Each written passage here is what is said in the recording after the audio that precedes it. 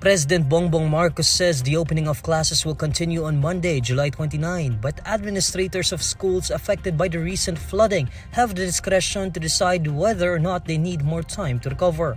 In a chance interview on Friday, July 26, Marcos says schools should open on Monday as much as possible. However, the president notes that some schools are still flooded or left covered in mud. Yes, as much as possible. It will be up to the school to decide what they kung kaya o hindi. Siguro yung iba mapipilitan, they will conduct classes outside of the school building, makapagklase lang. Tingnan natin.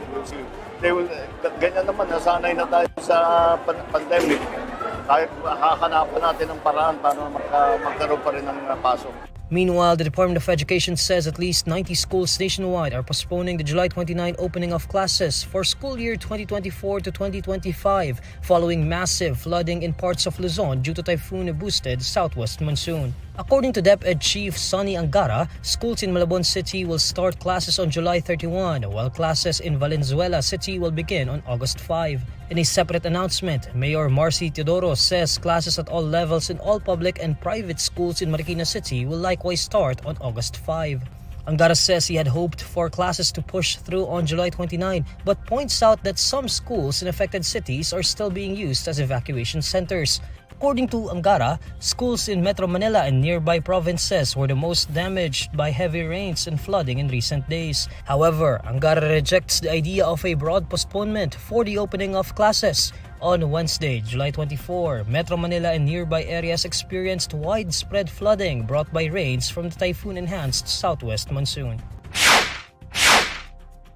A total of 32 people reportedly died due to heavy rains brought by the Typhoon Carina-enhanced southwest monsoon. The Police Regional Office 4A says 12 people died in Calabar Zone, while the Police Regional Office 3 says 9 fatalities were reported in Central Luzon as of Friday, July 26. According to the National Capital Region Police Office, 11 deaths were recorded in Metro Manila as of Friday. Meanwhile, the National Disaster Risk Reduction and Management Council reports that more than 1.3 million people nationwide have been affected by Carina and Butchoy, the last two tropical cyclones that hit the Philippines. In a situational report on Friday, July 26, the NDRRMC says at least 200,000 of the affected population sought shelter in evacuation centers. Butchoy and Carina, which enhanced the southwest monsoon, triggered massive flooding and landslides in some parts of the country the past week. Metro Manila, Batangas, Cavite, Oriental Mindoro, Bataan, and Bulacan have been placed under a state of calamity.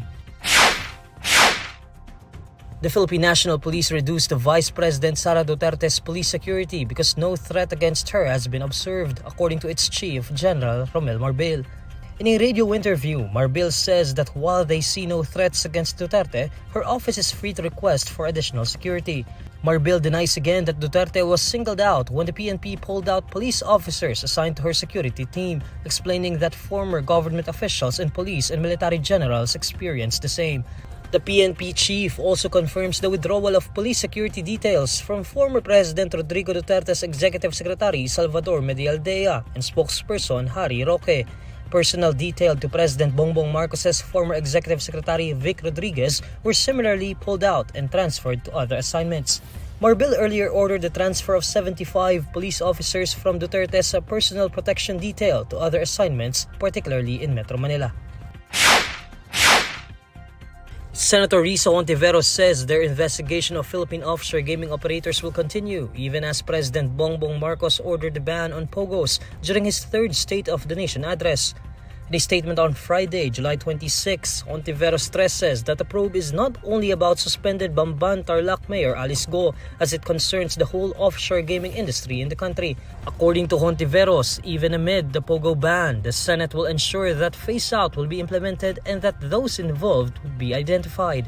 Hontiveros says there are many things that should be discussed in the inquiry, including regulatory checks that have failed and gave birth to Pogos and the crimes associated with it, among others. On July 22, Marcos announced in his solemn speech that Pogos are banned due to the societal costs and problems that offshore gaming has brought into the country. The Senate Committee on Women, Children, Family Relations and Gender Equality, led by Hontiveros, is set to hold its 11th public hearing on the matter on Monday, July 29. Several government officials are invited to attend the hearing, while an arrest order against Guo, who repeatedly skipped the inquiry, remains pending. At the House of Representatives, lawmakers, including no less than Speaker Martin Romualdez, emphasized that the chamber's own investigation of Pogos will continue despite Marcos's ban. A man fell off the new Senate building in Taguig City and died, according to the police. In a report on Friday, July 26, the Philippine National Police Southern Police District says the 23-year-old man was a Philippine Navy applicant. Citing witnesses, the Southern Police District says the man was first seen entering the premises of the new Senate building, which is still under construction, around 7 p.m. on Thursday, July 25. A witness immediately alerted security guards after seeing the man run towards the third floor, but they failed to locate the man. Police say the witness and other security guards heard a loud thud around 9 p.m. Eventually, they found the man's body on the ground. However, information reaching the Senate indicates the man was being chased by an unidentified companion after he slipped into the construction site around 9 p.m. on Thursday. According to the Senate, the on-site security team searched the area and reviewed the CCTV but were not able to locate the person. The Senate also says the man reportedly fell off the north tower of the new Senate building around 10 p.m. on July 25. The Southern Police District says it is still assessing the technical aspects of its investigation of the incident. Meanwhile, Senate President Cheese Escudero has ordered a thorough probe into the death of the man and a review of the security protocols at the construction site. The construction of the new Senate building is under review by the current Senate leadership as questions have been raised over its allegedly ballooning cost.